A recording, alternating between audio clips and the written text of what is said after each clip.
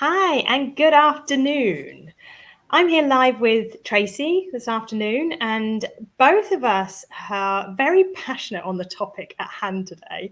And so we're going to try and what we're trying to do, what the intention of this conversation is to actually start a dialogue to help you then maybe take some of these ideas or get some inspiration to actually help you in your business, help you in your conversations internally. Because what we know is this is a very sensitive topic, and quite often people get upset on this topic very quickly. And actually, we need to learn to have courageous conversations on topics such as this to be able to move the needle.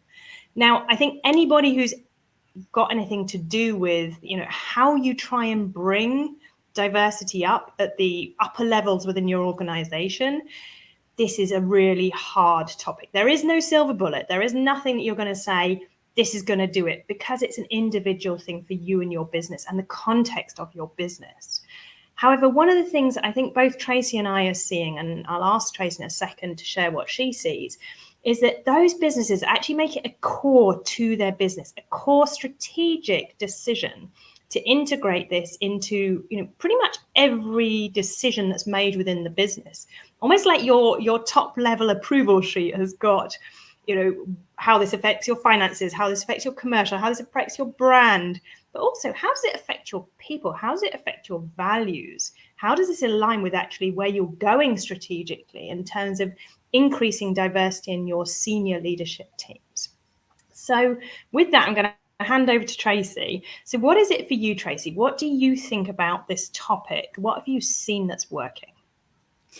Well, I think that what works is when companies think about gender diversity and improving it as a strategic business decision, as opposed to it being like an obligatory tick box exercise. And I think that this is what I'm sort of seeing is like, oh God, yeah, okay, we need to do this. So there's like this kind of like, oh, we need to do it, as opposed to not really thinking about gender diversity as something which is strategic, not only for your team, but also for the products that you might be developing, and also in terms of from a business point of view as well. And so what I really wanted to talk about, or to kind of, I guess, like raise awareness, was just about the fact that there's actually so many more wonderful things that are a part of it.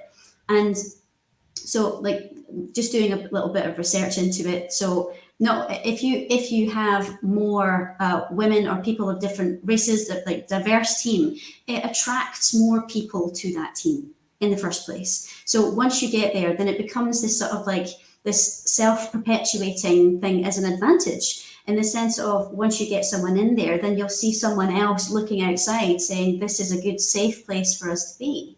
And they will kind of join. And then also, if you have a more diverse team, you're able to retain employees, which as a result reduces business costs.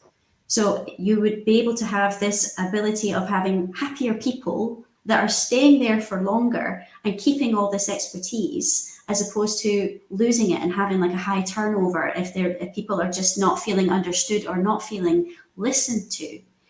And the last point before I bounce back to Sarah is like, I think that, certainly my background is design and engineering, and obviously a part of that is a massive part of that is developing new products.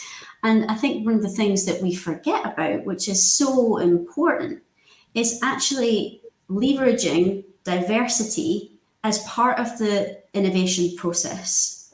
Because design thinking, which is like a process to kind of help solve problems, the whole idea behind it is you need to have a diverse team, and it's an advantage to being able to get different perspectives to design things for more people. What comes up for you?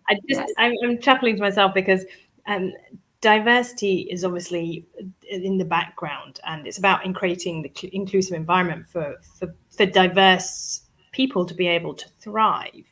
But you've touched on a few of the advantages of having a more diverse, especially senior leadership team. And it obviously filters down then through the rest of the organization. But you've touched on something very important, which is around psychological safety.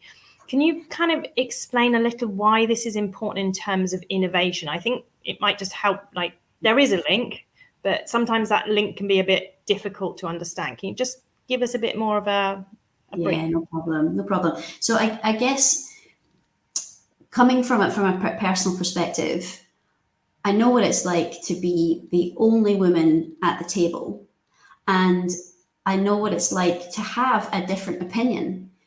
But I think that you need to ensure that you have a psychologically safe area so that people have the opportunity to speak up. Because if there are different people in there in the room with different ideas, then that's actually an advantage. And I think that sometimes it can be very challenging or very intimidating to share your idea if it's different. But actually, what you find is that if there is an environment where it is safe to speak up and to say, like, you know, what you really feel, or like to ensure that you're giving your perspective on a product that's designed for people like you, then there needs to be a safe space that people are going to listen. There's not much point in having a diverse group if it's seen to be a challenge if someone has a different opinion. And I think that I've had direct kind of experience of that particular thing because, you know, I certainly, like when I've been based in China, like I remember a specific situation where there was maybe 8 of us around a table, and like we had like the senior vice president of engineering had traveled over from America to be there, and we were all sat around like a working prototype. And the question was, can we open it? Can we open this design? And everybody else at the table could open it, but I couldn't. And so there has to be, you know, so even if you are outnumbered, there has to be a feeling that it's okay to have a different opinion, because I'm representing, you know, like I'm a petite woman, but like I'm representing a big massive chunk of your potential users. And this was like for like a domestic appliance company. So like the fact that I actually couldn't open a lid of something is really important. And so like I had to, in the end of the discussion, you know, like the people were saying, oh, it's fine, it's totally fine. And I picked it up and I literally couldn't open it. I put it back in the table. So it's just, there has to be being able to make that point. Exactly. What you're linking here to is obviously psychological safety, driving this feeling of, you know, being able to share because you feel like you belong. You're not going to be kind of ostracized for sharing your point of view, even if it's different. But these are all real keys to maintaining engagement. And with the latest Gallup stats having just come out that we're still hovering 21% global engagement levels, it's almost like, well, we have to go shift the needle, because it will drive up engagement. It will drive up, you know, your productivity at all levels. And the thing that I like about kind of the gender diversity, it bolsters other types of diversity because they're actually more empowering for kind of other minority communities. And it is, like going back to the start, it is really important to recognize actually what is important for your business, because you can go and make top level changes, push change down from the top if you've got, you know, people that actually really want to make change. But unless it lands at the bottom level, and they feel engaged in creating that change, then quite often you're kind of searching in the dark. You're pushing potentially resources out. So this is one of the things that I think is really important, is that the consciousness level almost of the organization and how that is kind of showing up inside the organization. So helping the people at the bottom through psychological safety, through engagement, to actually be a part of the solution, to help you find ways to drive this if it's important. So there's no point starting the conversation, obviously, and then pulling back.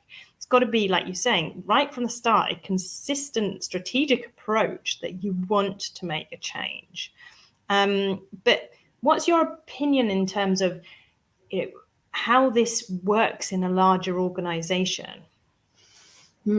I think I don't really have a lot of positive positive examples, because what I was thinking as you were speaking there, Sarah, was that, you know, you do have to have you do have to have a diverse group making decisions at all the different levels, basically. And I think that what I worry about, or like what I want to see more of, is like inclusive decision making at the kind of leadership level. Because what I see a lot of happening is, you say like, okay, we want to have this diverse team, etc., but then there's like a select group of people, like a circle of trust group of people that make the key decisions, and it trickles down from there. So fortunately, I don't really have a very good example for that, but I think that it's so important. It's so important to ensure that people have a voice at every level, because I think that there's so many more advantages to because obviously you have a decision made at the top and it has an impact all the way down. But if you've not got the right people in the room at the time, then it's not really going to sort of perpetuate. What do you think? It's something that Einstein once said, which was the consciousness level that created the problem can't solve the problem. So this is almost obviously where the likes of you and I and external people come in to try and help organizations to create these changes, to see what is currently invisible to them. But I always say, it's not about trying to make people wrong for where they are today. It's to look for the business opportunity to integrate these behaviors. And actually, a lot of it is, as I find, actually helping everybody in the organization to live the values of the organization, because companies have spent so much in the last kind of 10, 15 years on vision, values, and some of it is actually just being really concrete and living it, and being able to call anyone at any level in the organization out if they're actually not able to live those values. But it's not about making it wrong. It's about finding ways to move forward and recognizing that the journey is going to be messy. It's not a 1 or a 0. It's this journey that you go on, you commit to going on as an organization because of the opportunity that it creates. Yeah. I think also as well, like I think that listening to what you're saying about core values, I hear what you're saying. There's definitely more awareness or more kind of publicity, I guess, on a company level about what the values are. But what I was thinking is, if you want it to truly resonate, then there has to be investment from a personal level about understanding what your own values are. Because I think that, yes, it's okay I think it's great for companies to ensure that their values are heard, but you also from an individual level, there has to be an understanding about what your core values are as an individual, as Sarah, as Tracy. Otherwise, that there can be a disconnect about integrity and about honesty and being kind of true to yourself. I know you're a big fan of big values, as am I. What comes up for you when I say that? Actually, what came up was almost, this is a part of leadership. This is a part of what you stand for as a leader. This is a part of what you're not going to negotiate on as a leader. And standing behind it strongly and sharing your position openly to allow space for others to do the same. And this is, again, where you create this psychological safety. You give other people permission to share really what's there, that you can actually open up a conversation and start uncovering actually what is going to make the shift for you. And, you can have all the diversity washing, whatever, win the awards on diversity, all this great stuff, which does focus the organization onto it. But unless it's done consistently, you just run the risk of further disengagement if it's not lived within the business. Yeah, exactly. And I think, it's, as you said, it's going to be a bit messy to kind of get to that point, because I think that, diversity shouldn't be a new kind of ideal into business, but it is. It is. And I think there's still some people that don't really fully appreciate it, or they feel that they're challenged by it, or that they feel that their position is challenged by it. Like the kind of core message that I want to bring is that it's an advantage. It's a real proper advantage. And I think that, if there's if like management level or whatever is feeling challenged by that, then there really needs to be a greater understanding or greater communication from the business about what the advantages really are. Yeah, what the opportunities are, making them personal for that business, understanding how that could look and what the opportunities that you're, which are the business opportunities you're trying to achieve, this can help you achieve. Because quite often people just get to the point where diversity gets difficult. Not everybody agrees. And this is where then it takes more time.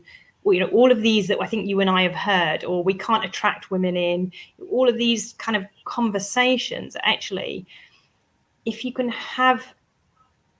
be open to not necessarily knowing the right answer, and it's not about being wrong, it's not knowing the right answer, and look to try and create that together, it's actually an amazing opportunity to build engagement, build trust within your teams, and create something that's meaningful. So I know Tracy and I could talk about this all day long. We've got an awful lot of kind of background from the work that we do. And we just wanted to kind of give you a few impulses as to actually how to start these conversations, and recognizing that it's not about men and women. It's not about, color of our skin. It's about creating opportunities. And as I put it, to make the world a better place. But from a business point of view, it's business opportunities, how you can create the opportunities that you want within your business, where you want to be in 5 years. Through engaging people. And if innovation is important to you, then diversity, inclusion, and equality must be somewhere within your core business strategy. Exactly. So I think we'll leave it there for now. Thank you so much. Thanks, Tracy, for sparring with me a little bit on this one. You will see us again same time next week. Ciao. Take care. Bye.